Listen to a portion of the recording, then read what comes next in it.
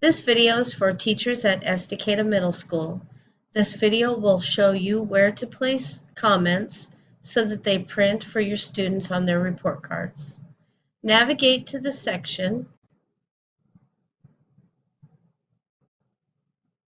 for the students that you want to put comments. Click on A+ grading. Click on Standards. In the S1 column, click on the cell next to the student where you'd like to input a comment.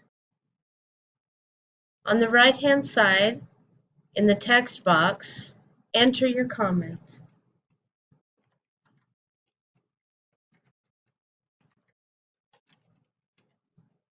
Click Save. This comment will now print on the student's report card.